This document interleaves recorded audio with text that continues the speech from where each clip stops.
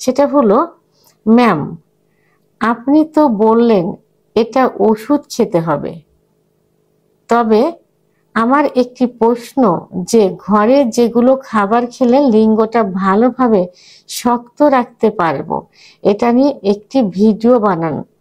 আশা করি একটি ভিডিও বানাবেন। দেশের এবং প্রবাসের ভাই বোনদের প্রতি সালাম। আসসালামু আলাইকুম। আমি প্রভাষক ডাক্তার রিক্তা পারভিন, হোমিওপ্যাথি এবং আয়ুর্বেদিক চিকিৎসক। আজকেও একটি কমন কমেন্টসের অ্যান্সার করব, যে কমেন্টসটা বর্তমান যুবক, বয়স্ক সবাই কিন্তু করছে। মানে বিশেষ করে পুরুষদের জন্য এটা কমন হয়ে গেছে। মানে কি খেলে লিঙ্গ শক্ত হবে, কি ওষুধ খেলে লিঙ্গ শক্ত হবে, কি করলে, মানে লিঙ্গের উত্থানজনিত সমস্যাটাই এখন সব থেকে বেশি সমস্যা হয়ে দাঁড়িয়েছে যৌন অক্ষমতা রোগীদের। কারণ ইচ্ছা না হলে যে কোনো ওয়েতে কিন্তু ইচ্ছা বাড়ানো যায়, উত্থান না হলে কিন্তু কোনো কিছুই করা যায় না। যতই আপনার সময় থাকুক, যতই ইচ্ছা হোক, লিঙ্গের যদি উত্থান না হয় তাহলে তো সহবাসে যাওয়া যাবে না। উত্থান হলে যদি 1 মিনিটের ভিতরেও, যদি 10 সেকেন্ডের ভিতর বীর্যপাত হয়ে যায়, তাও তো সুখটা পাচ্ছে, বীর্যপাত তো হচ্ছে। কিন্তু যদি উত্থানই না হয় তাহলে কি করে সে যৌন মিলনের সুখ পাবে? তা ঠিক এমনই একটা প্রশ্ন আজকে আমার শুভাকাঙ্ক্ষী করেছেন। এই প্রশ্নটা কিন্তু রিসেন্টলি, মানে প্রতিনিয়ত কিন্তু আসছে। অর্থাৎ পূর্বের ভিডিওতে আমি ওষুধ নিয়ে আলোচনা করেছি যে ওষুধ খেতে হবে। তো এখন সবার প্রশ্ন, যে ওষুধ তো বললেন, ঘরে কি খাবার আছে, মানে ঘরোয়া পদ্ধতিতে যে খাবার খেলে লিঙ্গ শক্ত থাকবে বা লিঙ্গ উত্থান থাকবে? তো এই বিষয়টি নিয়ে এখন আলোচনা করব। তো সেটা হলো যে লিঙ্গের উত্থানজনিত সমস্যা কেন হয়।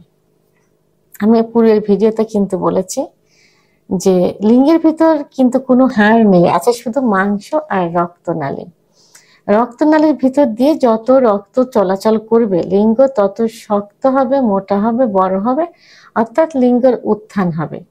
রক্ত যদি সঠিকভাবে চলাচল করতে না পারে তাহলে কিন্তু লিঙ্গের উত্থান হবে না। তো এর জন্য কি করতে হবে, যে যে কারণে উত্থানজনিত সমস্যা হয়েছে সেই কারণগুলো পরিহার করতে হবে। বিশেষ করে হস্তমৈথুন, বিছানায় ঘর্ষণ, স্বপ্নদোষ, অতিরিক্ত যৌন মিলন, সমকামিতা, এগুলো তো বাদ দিতে হবে। স্ত্রীর সঙ্গে সম্পর্ক উন্নয়ন করতে হবে, স্ত্রী বা পার্টনারের সঙ্গে। এবং যখন সেক্স উত্তেজনা আসবে, সেই সেক্স উত্তেজনা যেন সঠিকভাবে হয় সেদিকে খেয়াল রাখতে হবে। উত্তেজনা শক্তিটা বাড়াতে হবে। এবং কি করতে হবে, প্রতিনিয়ত অর্থাৎ প্রতিদিন অন্তত 45 থেকে 60 মিনিট অর্থাৎ 1 ঘন্টা এক্সারসাইজ করতে হবে বা হাঁটতে হবে। যদি কেউ হাঁটতে না পারেন তাহলে নিজের বেডরুমে কিছু এক্সারসাইজ আছে, যে এক্সারসাইজগুলো ইউটিউব চ্যানেলে এখন সার্চ দিলে পাওয়া যায়, অথবা ওয়াকিং মেশিন আছে এখন, সেই মেশিনগুলো বাসায় কিনে নিতে পারেন, রুমেই করতে পারেন। এখন অনেক অনেক উন্নত ধরনের ওয়াকিং মেশিন বেরিয়েছে, বা হাঁটার যে কিছু ব্যায়াম আছে যেটা রুমের ভিতরে আপনি করতে পারেন। অন্তত 45 থেকে 60 মিনিট অর্থাৎ 1 ঘন্টা আপনাকে এক্সারসাইজ করতে হবে। এবং প্রতিদিনের খাবার তালিকায় প্রোটিন, আমিষ এবং জিঙ্ক জাতীয় খাবার রাখতে হবে, যেগুলো যেগুলো আপনার কি করবে, লিঙ্গ উত্থানজনিত সমস্যার সমাধান করবে। তা আজকে আমি কয়েকটি ওষুধ নিয়ে আলোচনা করব, কয়েকটি খাবার নিয়ে আলোচনা করব। তো এর মধ্যে যে খাবারটি প্রথমে আমি বলবো সেটা হলো রসুন। রসুনটা কিন্তু সবার বাসায় কিন্তু কম বেশি থাকে, বিশেষ করে রান্নার রুমে, কিচেনে থাকে। তো এই রসুনে কিন্তু অ্যান্টি অক্সিডেন্ট থাকে, অর্থাৎ ন্যাচারাল অ্যান্টিবায়োটিক যেটা। তো রসুনটা কি করতে পারেন, অনেকে রসুন কাঁচা খেলে গ্যাস বাড়ে, খালি পেটে খাইলে গ্যাস বাড়ে। এই জন্য রসুনটা আপনারা হালকা একটু সেদ্ধ করে নিতে পারেন, অথবা ভাজি করে নিতে পারেন, অথবা কি করতে পারেন, রাত্রে 2-3 কোয়া রসুন একটু থেতলিয়ে 1 চামচ মধুর ভিতর দিয়ে ভিজিয়ে রাখতে পারেন, সকালে খাবার পরে খেতে পারেন। যাদের গ্যাস বাড়ে না তারা খালি পেটে খাবেন। এখন কথা হলো যে যদি কারো ডায়াবেটিস থাকে সেক্ষেত্রে মধু কি করবেন? মধুতে কিন্তু ন্যাচারাল সুগার থাকে, অর্থাৎ 1 চামচ সকালে 1 চামচ রাতে 2 চামচ প্রতিদিন খাওয়া যায়। তবে হ্যাঁ, কি হতে হবে, বাজারে কেনা মধু খাওয়া যাবে না, কারণ এটা চিনি দিয়ে তৈরি থাকে। তো আপনারা নিজে চাকের থেকে যে মধুটা যখন পারে মোচা সহ নিজের চোখে দেখে ওই মধুটা কিনবেন। এই মধুটা যদি আপনি সকালে এবং রাত্রে 1 চামচ করে খান তাহলে কোনো সমস্যা হবে না। সেহেতু রসুনের সঙ্গে 1 চামচ করে মধু গুলিয়ে রেখে সকালে খাইতে পারেন। ভরা পেটে, যাদের গ্যাস হবে ভরা পেটে, যাদের গ্যাস হবে না খালি পেটে খেলে ভালো হবে। অনুযায়ী সেটি হলো ডিম। এখন এই ডিমটা সব থেকে ভালো হয় যে যারা খাবার, যেসব মুরগি খাবারগুলো নিজে ম্যানেজ করে খায়, কুড়িয়ে খায়, যেমন দেশি মুরগি, হাঁসের ডিম, অর্থাৎ এই যে এখন যে পোলট্রির ডিমগুলো বেড়েছে, এরা কিন্তু খাবারগুলো তৈরি করে তাদেরকে দেওয়া হয়, বিভিন্ন রাসায়নিক পদার্থ থাকে এর ভিতরে। তো এই জন্য কি করতে হবে, হাঁসের ডিম খেতে হবে। হাঁসের ডিম ভিটামিন ডি থাকে, যা টেস্টোস্টেরন হরমোন বৃদ্ধি করে। তো এখন এই হাঁসের ডিম সকালে একটা, রাত্রে একটা, যাদের উচ্চ রক্তচাপ থাকে তারা একটা করে খাইলে যথেষ্ট। তো এটা পুরা সিদ্ধ না, হাফ বয়েল করে খেতে পারেন, অথবা পোস্ট করে যে খায়, কুসুমটা একটু কাঁচা কাঁচা থাকে, এইভাবে খাইতে পারেন। তাহলে ডিমটা প্রতিদিনের খাদ্য তালিকায় রাখতে হবে। এবং প্রতিদিন কলা খাইতে হবে। কলা সকালে একটা, রাত্রে একটা। কলা টেস্টোস্টেরন হরমোন বৃদ্ধি করে।